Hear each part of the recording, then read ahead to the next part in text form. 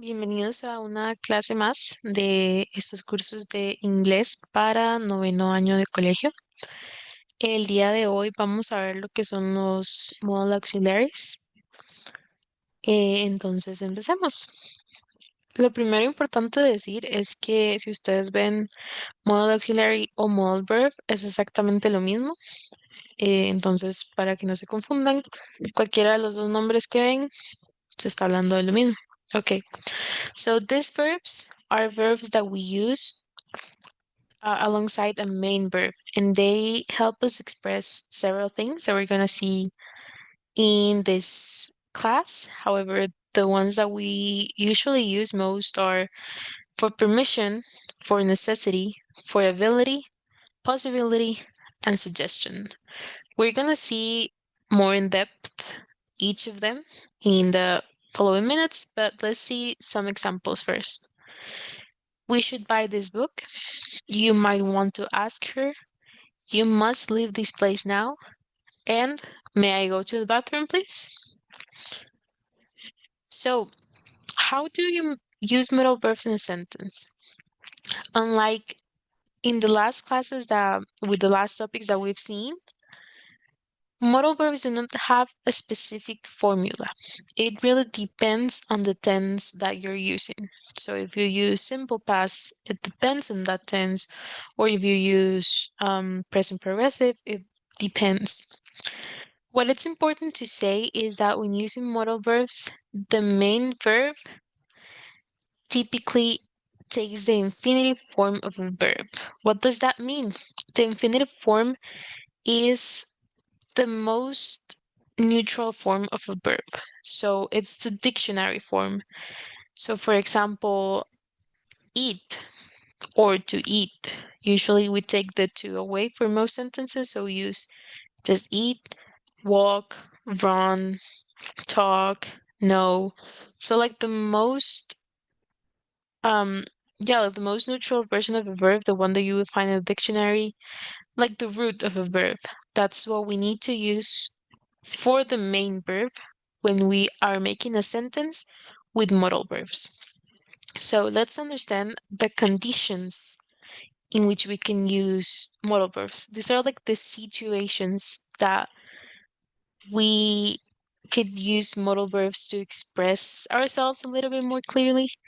So the first one we have is ability. And when we use modal verbs for this is to indicate that we are, or the subject is able or not to do something. So one of the verbs that we have for ability is the word can. So for example, in this sentence, we have she can dance ballet, right? We're expressing that this girl or this woman is able to dance ballet. So we use the word can. Then we have the situation or the condition of possibility, and this is used to indicate or help express certainty or uncertainty about certain subject being or not able to do something. So what does this mean? This helps us say, for example, okay, let's say this example, he could be a great singer. We don't really know, but it is possible, right? So help us express certainty or uncertainty. We could be sort of certain, or like in the sentence, we're not really sure if he's a great singer, but he could be, right? The possibility is there.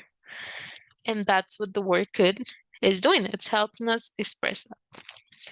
Then we have permission.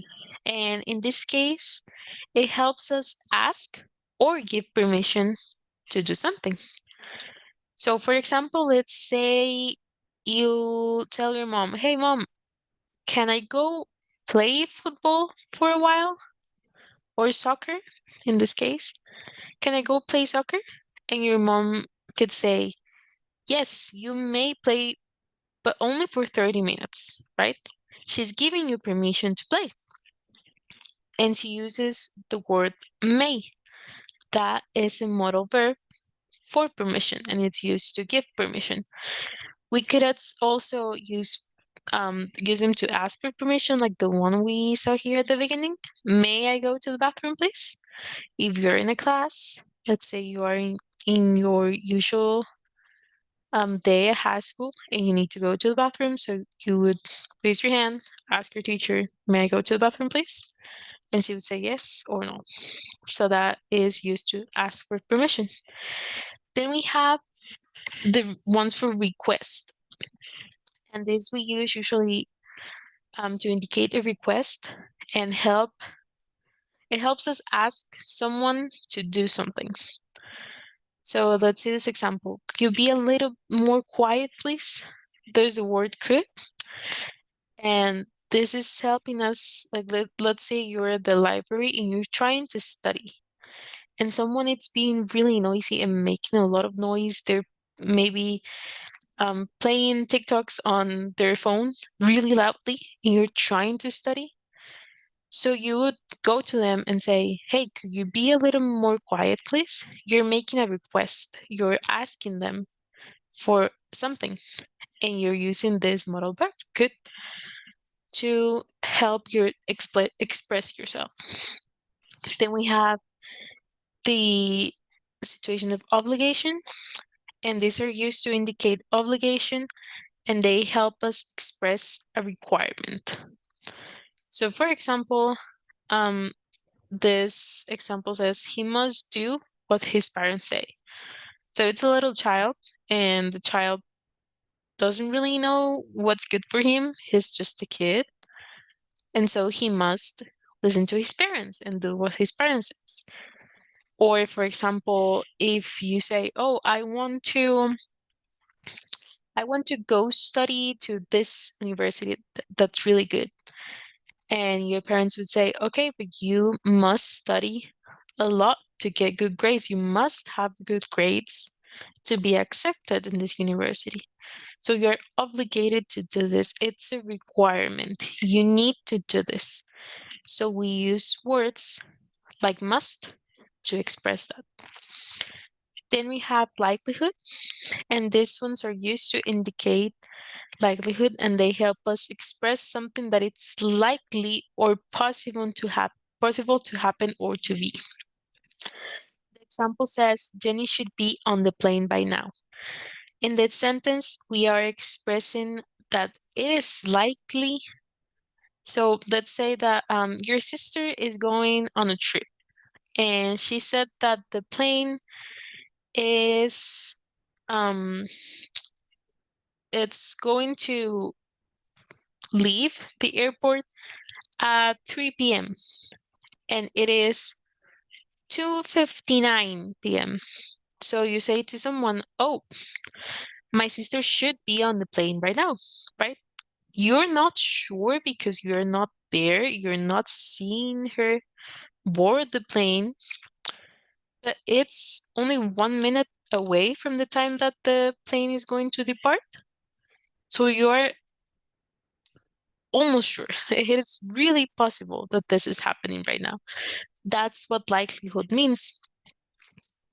And we use words like should in this case. Then we have suggestion, and this was used to help express a recommendation, right? As the word says by itself, it's a suggestion. So you should leave now if you plan to arrive early. If you are running to, I don't know, a meeting, and I tell you the meeting starts at 5, and you know that it takes you an hour to go from your home to the place, the meeting. So someone would tell you, you should leave now because it's 4. And if you want to arrive early, then you should leave now because it takes you an hour and it's 4 and your meeting is at 5. So they would use words like should to express this. So now that we saw all the situations that we can use modal verbs, let's see each of the modal verbs more in detail. So we have the word can, and this verb can help us with several functions. So we can use it to indicate ability, possibility, to give permission, or to make a request. And when making a request, this is used more than in formal context. So you can use this with your friends, with perhaps your parents, your siblings, people that you're really close to. If you're talking to, like, if you're on a job and you say this to your boss, it's like seen a little bit weirdly because you should be more formal, right? So let's see some examples. We have ability. Nina can finish the exam. She has the ability to finish the exam. Possibility, we can eat at home or out. This person is giving you an option, and we have the possibility of both options, to either home or to eat out. Both of them are possible. Permission, you can go to the party. So if you ask your mom, can I go to the party? And she says, yes, you can go to the party. And to make a request, can I eat the last waffle? Right? You're asking someone for. If the request is not exactly permission, but let's say that you have one waffle and you and your sibling sort of want it, but you go, can I eat it, please? And they go like, sure, okay, eat it. You're not asking for permission. You're asking them sort of for a favor, right? Then we have could, and this one helps us with functions like indicating possibility, making a request, and with ability. And this one for requests, this one can be used in a more formal way. So if you were to talking to your boss, you could make questions in this with this word. So for ability, we have she could finish the exam. This is very similar to can. Possibility, we have you could move to another country. Again, expressing the possibility, that's an option. And making a request, could you tell me where the train station is? You see, as this is, they're probably asking someone that they don't know. So, like, if you're traveling to a new place and you're a little bit lost and you see someone, you're not going to approach them like as if they were your friend. You go a little bit more carefully and more respectfully. So, instead of saying, can you tell me? It's a little bit better if you say, could you tell me where the train station is? Also important to say that could is used in past sentences as the past version of can. That's why in some sentences it's very similar could and can, and that's because it's just that one is in present and the other one is in past. Then we have the word may, and this is another modal verb that helps us indicate possibility, giving permission, and making requests also in a more formal way. So possibility, we have he may be sick today. So you don't know if this person is sick. Perhaps they missed school today. And you say, I wonder why this person didn't come to class today. And maybe a friend says, he may be sick. We don't know. And then permission. Then we have, you may leave now. So they're giving you permission to leave. And then make a request. May I go to the bathroom, please? This is the one that we saw previously. Then we have the word might, and this modal verb can help us with the function of indicating possibility. And the example says, I might stay at home and watch a movie. You're not sure yet what you're going to do today after school, but you could stay home and watch a movie. You see, I use could. Some of them are interchangeable, right? As you can see, because if you saw, could also can express possibility, just as might. So if you say, I might stay home and watch a movie, it's just as fine as if you said, I could stay home and watch a movie. Both of them are expressing possibility, but you have several options of verbs to express what you need. Then we have must. And this one expresses things that you have to do. So obligation, or you can use them in some cases to talk about likelihood. So in the case of obligation, very easy, something that you need to do. So you must be home by midnight. It's a rule. It's something that you have no other choice. You must do this. And then for likelihood, in this example is her mother must be so proud. It is likely, let's say that um, some guy graduated high school, and so someone says to them, like, her mother must be so proud, right? They're assuming, but it's highly likely because this girl did something great. She graduated. So that's how we express likelihood with must. And then we have shall. Shall is not as common.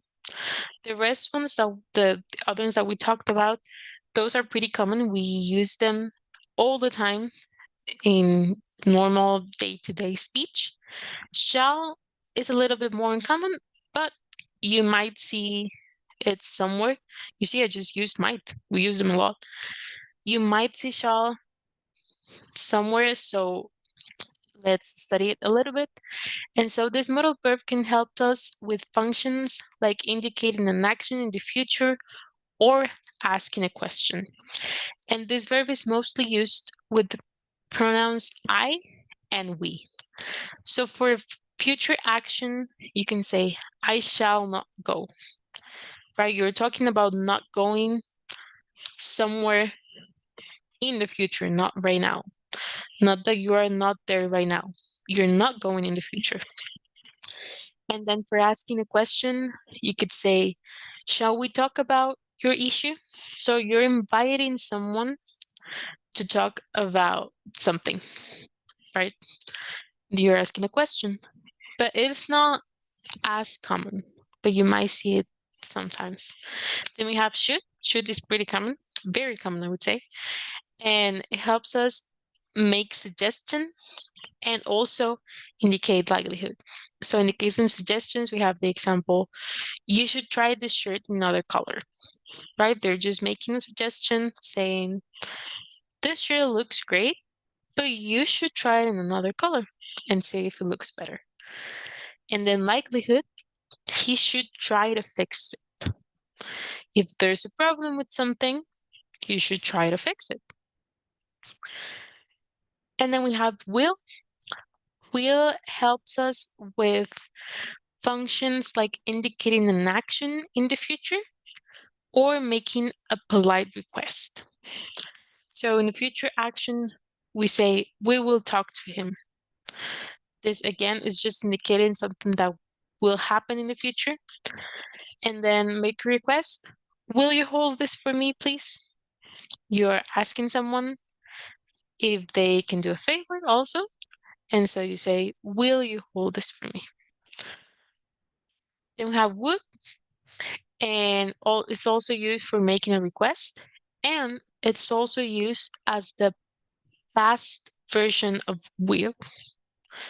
And we have, would you mention it at the meeting? Right there, you're asking, making a request and saying someone, hey, remember this issue that we talked about? Could you mention at the meeting and see if it gets resolved? Right? You're asking, you're making a request. So now that we saw all the main adverbs, here's something else.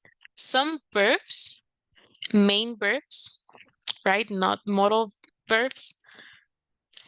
Some verbs can work as a main verb or as a modal verb. So there are a few verbs that can work as both. And these words are got, have, and need. They can be used both ways. So in this case, let's see the examples. I got to call him later, right? We're using the word got and the word call. In this case, the word call will be the main verb, and the verb got is the modal verb. We have, I have to finish the project, and you need to tell me what he said. Something important to say is that when we're using verbs like this, that are usually main verbs, but we use them as modal verbs, the main verb in that sentence usually goes with to, like to call, to finish, to tell, to need, etc. Then we have, in this case, for example, let's see an example with the tense. As I said previously, there's no formula to use that's, that we always use with modal verbs. It depends on the on the tense.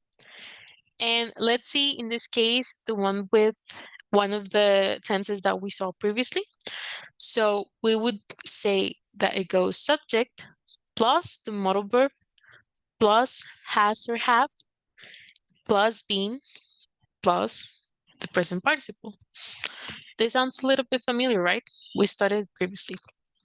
So in this case, the position of the modal auxiliary changes and depends on the tense, but we know that usually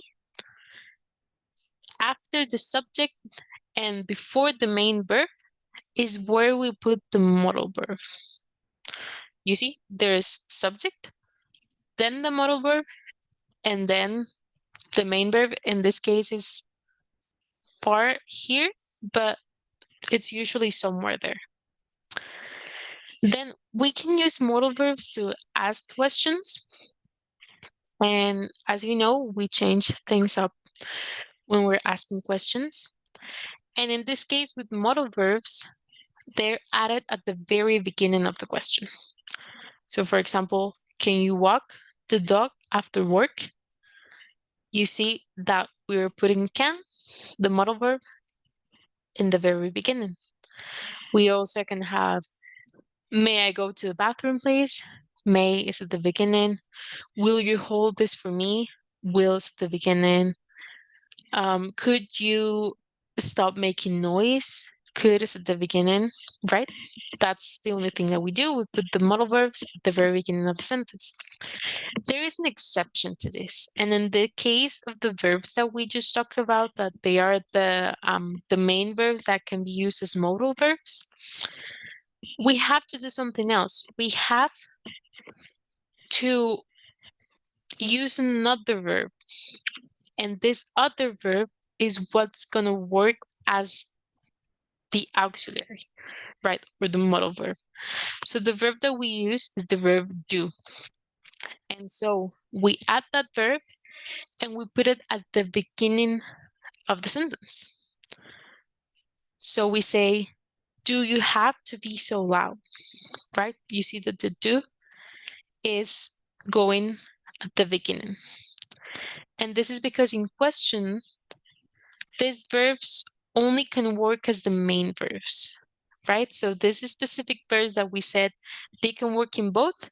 This only works in any sentence that's not a question. If we're doing questions, they cannot be the modal verbs, only the main verbs.